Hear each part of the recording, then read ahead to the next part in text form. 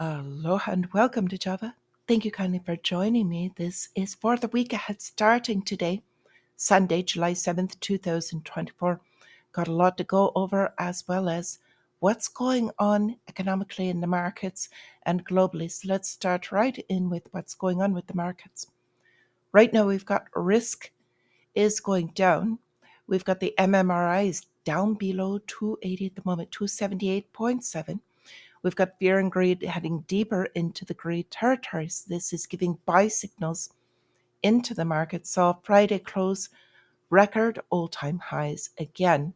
So there's a lot of elation heading into the stock market, basically looking forward to the rate cuts from Jerome Powell. So let's go into a little bit of what's driving this.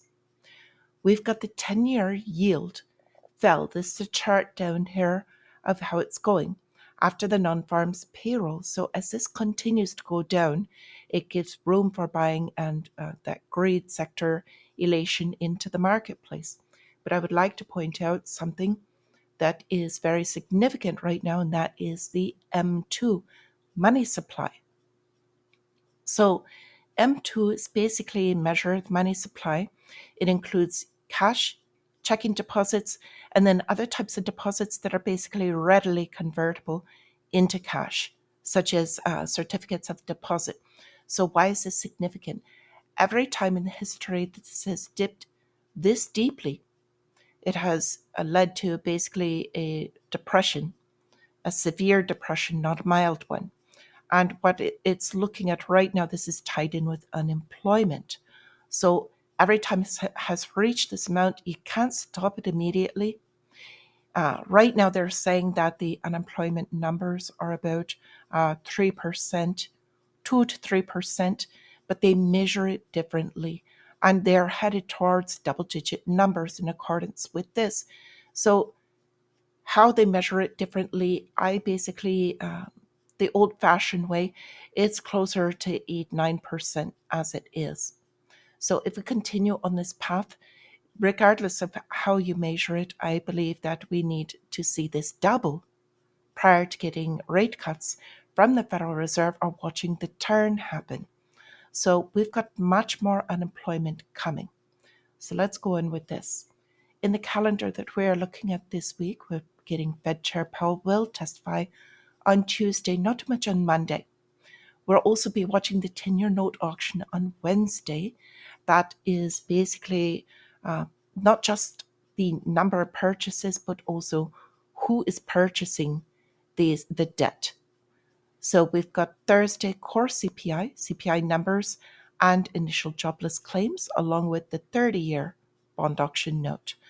Friday, everyone's going to be watching the PPI, and that's going to be very closely held. Now, a couple of other things. Friday, we are beginning earnings week again, earnings season, rather. So Thursday, we'll be hearing from PepsiCo, also Delta Airlines. And on Friday, we're starting with the large banks again. So we've got Wells Fargo, as well as Citibank, and BNY Mellon will be reporting. So this is one other chart I wanted to bring up. I watch off things from other people, and it's how I see things a little bit early. We're watching, this is the container index, basically shipping.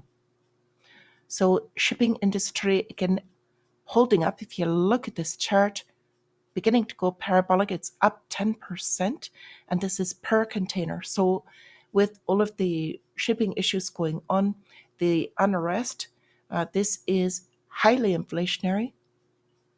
So we'll be watching that as well, and I'll keep you up to date on anything going forward with that. So of note, basically always looking at the real economy, real indicators that we can see, and not just the numbers and reports that they hand us and then revise later. So if we look at the St. Louis Fed, they're talking about initial claims for unemployment insurance rising by 4,000. So this is higher unemployment trend. And if you look at this chart, anybody looking at this that trades this is bullish for whatever number it's tracking, and in this case, unemployment. So with retail, want to go back up. We've got JCPenney this longtime retail company in the United States, looking at closing multiple stores very soon here. Not very good indicator, if you will. We've got Walmart implementing new digital pricing. So these are digital tags that they can update immediately. Now, this is on the back of they just got sued for pricing schemes. Basically, they're coming out of that, and this would enable them to move rapidly on repricing to current prices. Now, they're saying that this is not for dynamic pricing. However, we know from history that they are basically preparing for this. So we've also got the Bank of California selling $2 billion of residential loans. Now, these loans were processed by Morgan Stanley, one of the mega banks, and this basically is another way to restructure from the banks and repurchase pennies on the dollar. So more mergers going on, more smaller banks going out of business. Okay, I'm speeding through. This is very large data. A lot of it has very large implications.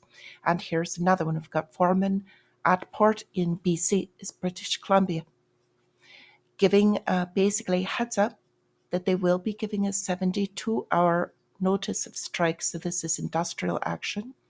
So this port will be slowing.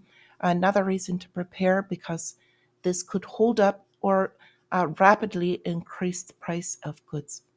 Okay, so now moving on to the crypto world, I've got a few things here. Venezuela, kind of the poster child at the moment for hyperinflation.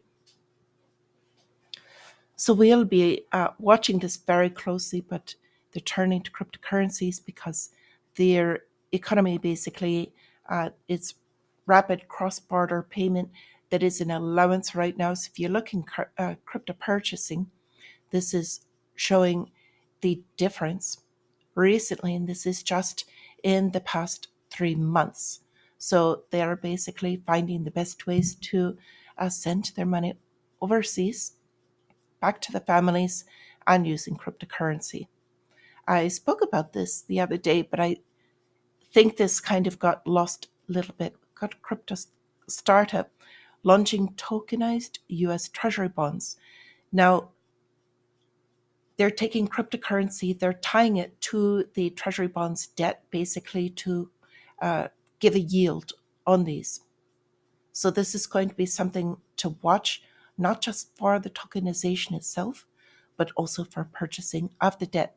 There's a lot of things that are coming out that are being covered up through all of the, basically everything that's going on with all of these stories that they are trying to distract you with. So we also had Germany selling a large amount of their Bitcoin. Well, there's underlying stories. Their industrial output came down tremendously, and they're basically hurting their economy. So that was one more way that they can inject capital basically back into their workings. So we've also got this with the Magnificent Seven, if they would eclipse China's economy in 2024. So that's just an indicator how rapidly stock market has risen. And that's because dollars are flowing into the stock market looking for a place to hide in all of this inflation. So when you see the stock market rising, it's not necessarily on value. In fact, I would argue it's not on value, but rather basically a safe haven. So speaking of trading, I wanted to bring this up because this is time. We've got artificial intelligence trading. We've got a bot they're claiming making so much money. Regardless, that's not the story. The story is that more firms are turning to artificial intelligence using indicators. They can price out the emotional part of this and use these indicators. This could mean basically the end of the retail trader as we know it, at least the retail trader that is new and coming into this. There are still opportunities. However, I think this is going to be a great washout coming for this sector, and also to urge caution, because if you're a retail trader, you'll significantly see more basically coming into the space. So along with this, we've got Japan issuing new yen banknotes using 3D hologram technology. Why is this significant? They're trying to uh, basically wash their currency, if you would. They've got a lot, they're under basically a warning not to step into the currency. And this could be a way to do it if they decide to basically outlaw all of the current currency out there that does not have this hologram technology. They could force basically a trade in plan, and that would soak up a lot of the banknotes that are out there.